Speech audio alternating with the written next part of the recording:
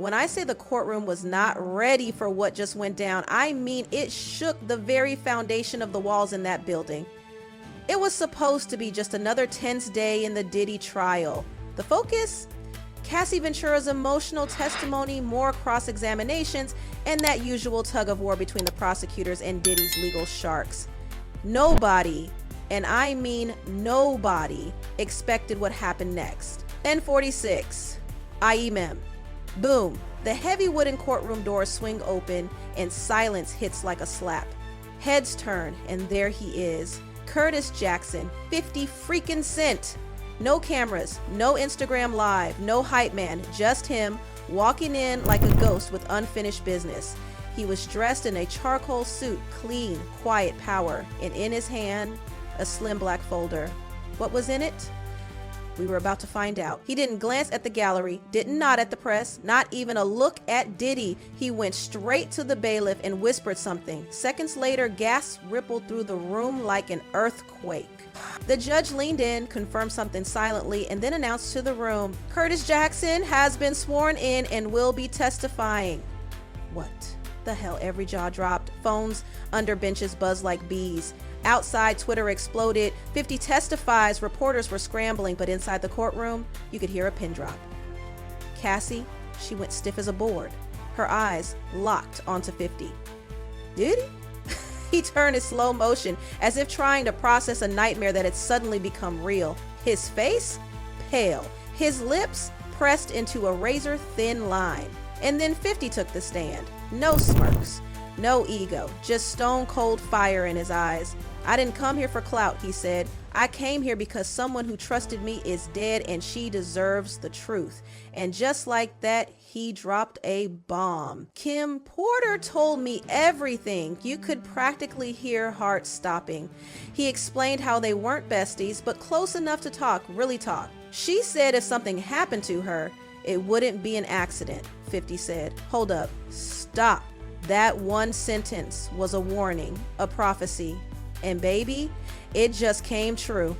Fendi wasn't done, not even close. He reached into that folder and pulled out receipts, literal receipts, screenshots, voicemails, emails, even password-protected drive backups, all given to him by Kim herself. And then came the first voicemail he played in court, a robotic voice distorted and cold, threatening her, stop digging for things that don't concern you. Kim believed it was Diddy. She didn't have hard proof on that one, but she knew his patterns. She knew how he moved. He's watching me, she told 50. I can feel it. Then he hit us with this. Kim was writing a memoir. She called it Redemption Journal. Not to sell, not to gossip, but for her kids, to explain what really happened to her. Chills. She told 50 she'd been tracked, that her security cameras glitched, that she saw the same SUV outside her house at night. And once, she showed him a screenshot of an Uber log. 3:40, Diddy's assistant had shown up uninvited. Not to talk, she said, to remind me who's in charge. The courtroom, ice cold. People were visibly shaken. 50 submitted screenshots and one of the voicemails into evidence. And when the judge accepted it, it was like a collective gulp went through the room. But then it got worse. He pulled out an email dated just 2 weeks before Kim died. It was from her former stylist. The message was short and terrifying. Drop the book, he knows. And then the line that broke the courtroom, he bought a gold casket for you a month ago. Gasps. Hands flew to mouths. The judge's eyes widened. People started crying. And 50? He just looked down and said, I thought it was a metaphor until I saw what she was buried in. If you thought that was bad, strap in. Because 50 told the court, Kim had footage, tapes from Diddy's infamous parties. Footage of Diddy, of other men, of things so disturbing. 50 literally said, I can't repeat it in this courtroom. She had it backed up. And then the backup mysteriously vanished during what cops called a routine burglary. You believe that? 50 asked the courtroom. Nobody did. He said Kim named names: Clive Davis, Andre Harrell, and a billionaire. She had them all on tape, not just talking, participating. She told him if she released it, it would destroy her life. But if I go down, I'm not going down quiet. Then 50 unfolded a printed email. Kim's encrypted message to him. The words, if I disappear, If I die, if anything happens to me that feels off, you know who did it, you always will. And then, now the rest of the world will too, 50 said, folding the page back up like it was a death warrant. It should have ended there, but no. 50 asked permission to submit a file Kim once showed him. It was titled Masters and Murders. What was in it? Evidence, speculation, connections. Kim believed Biggie and Tupac weren't killed over rap beef. She believed they were eliminated by power players in the industry, executives, moguls, people scared of two black men who owned their masters and spoke too loudly. And we wanted to turn them into martyrs, 50 said, because dead men can't sue.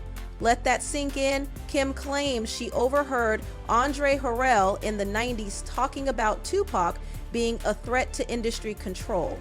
She had no recordings of that convo, but she had notes, handwritten, dated, signed, and she was scared because she knew what happened to Pac and Biggie. She knew she had the same enemies.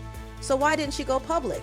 Because she was scared, 50 said, because she was outnumbered, and because she knew they'd erase her. And guess what? They did, but not without leaving a trail. He submitted transcripts of her voice notes where she named Suge Knight, Andre Harrell, and Jimmy Iovine.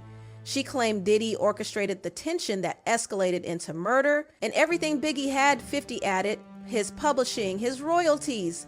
It all got locked up after he died, and who benefited from that? We all knew the answer. Woo! And just when you thought it couldn't get darker, 50 Cent brought the chilling aftermath to the surface. You all heard what Gene Deal said, he began, his voice heavier now, like it was weighed down by truth too long held in. Kim Porter wasn't found in bed, he revealed. She was on the bathroom floor. Let that sink in. But when the press got the story, when Diddy's team dropped the narrative, the official story was that she died peacefully in her sleep. Lie. A big, bold, manufactured lie. And then, boom, 50 pulled out an email, one that landed in his inbox the night before Kim's funeral. It was anonymous. Someone claiming they'd worked with the original coroner. The message said something had been flagged in her first autopsy. A toxin, something that shouldn't have been there, something suspicious. But guess what? The full report got sealed, just gone, vanished, covered like the woman it belonged to. He submitted a redacted version of that email to the judge, plus a signed statement from Kim's personal assistant. And that assistant? She testified that Kim used to say, if I die suddenly, check the cameras, check the vents. Cameras, vents. This wasn't a woman who feared pneumonia. This was a woman who feared murder. And then 50 submitted actual photos of Kim's home the night she died. It's ransacked. 2 laptops, gone. 1 backup drive, missing. And taped to her mirror, a handwritten sticky note. It read, don't forget who you are. And if you're already screaming, why, you don't need to scream into it for this next part. Kim had a book deal. It was done. Manuscript submitted, cover art in development. Then, poof, the publisher ghosted. Lawyers swooped in. Everything went silent. 50 showed the court the smoking gun, an NDA from a company linked to Diddy's own legal team. It ordered the publisher to remove any mention of Diddy from the final manuscript or face litigation. And just like that, the truth vanished. Poof, 50 said with disgust. Just like Kim. But the part that shook everyone to their core, the kids. 50 revealed Kim had begged him to understand one thing. If he ever gets custody, I'm done for. He won't need me anymore, and I know what that means. She was planning to escape, a new home, a new name, a different school for the girls, a fresh start. She told no one, not even her closest friends. But somehow, Diddy found out. 50 had the proof. A private investigator's report showing Diddy took a private jet to LA 2 days before Kim died.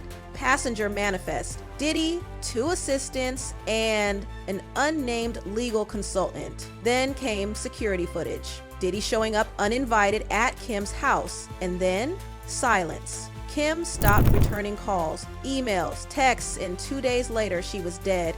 50 showed the court a private letter written by Kim to her lawyer just months before her death. The letter detailed Diddy's violent outbursts, his escalating obsession with controlling her, and most chilling of all, a direct quote. He told me, if you ever leave me, there will be consequences. And then 50 delivered the line that froze the room. If anything happens to me, Kim had written, don't let him raise my girls. Everything changed in that moment. Even Diddy slumped. No smirk, no defiance, just a man cornered by truth. The jurors, shaking. One literally wiped away tears. Another just stared at the floor. Because at that point, it wasn't just about Kim. It was about what was stolen from those children. Their mother, their future, their safety. And then the final unraveling began. 50 told the judge, Kim had security cameras everywhere, inside the house, facing the front door, in the halls, bedrooms, all connected to an encrypted cloud. And 2 weeks before her death, a home contractor serviced the system, left it working perfectly. Then, 48 hours after Kim's death, boom! Someone accessed the admin login remotely from an IP address linked to, wait for it, Revolt Media, Diddy's own company. Not only did they view footage, they deleted it. So when LAPD requested the tapes, they got told, sorry, nothing to retrieve.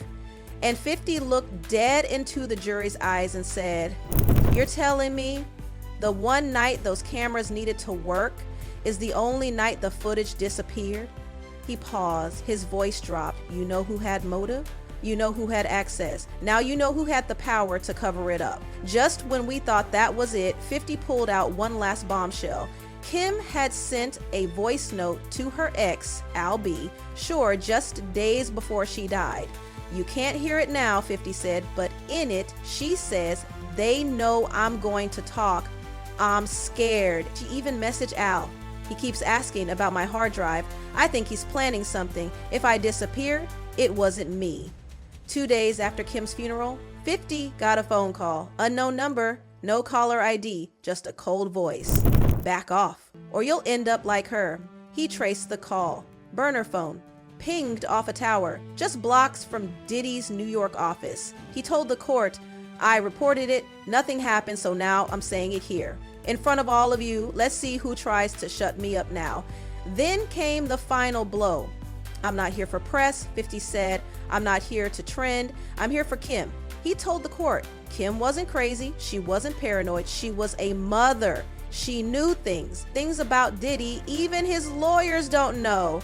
Then he submitted one last document, a memo signed by a former music label assistant.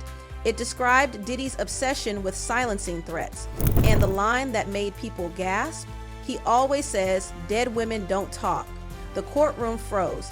I'm not a lawyer, 50 said, but I know what murder looks like, especially when it wears $1 million suit.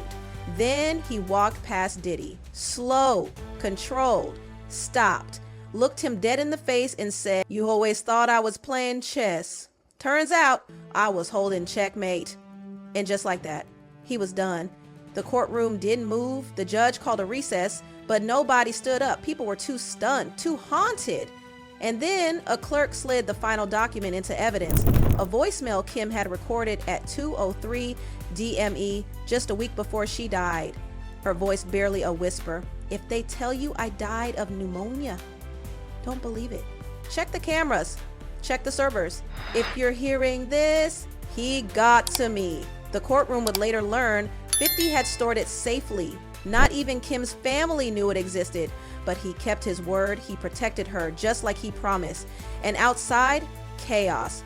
Justice for Kim trended worldwide. Sponsors cut ties with Revolt. Other writers erased Diddy's name from their brands. The empire crumbling. This wasn't a scandal, it was a reckoning. And for the first time in his career, Diddy had no microphone, no stage, no cheering crowd, just silence.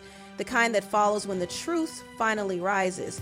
Louder than fame, louder than lies, and louder than death itself.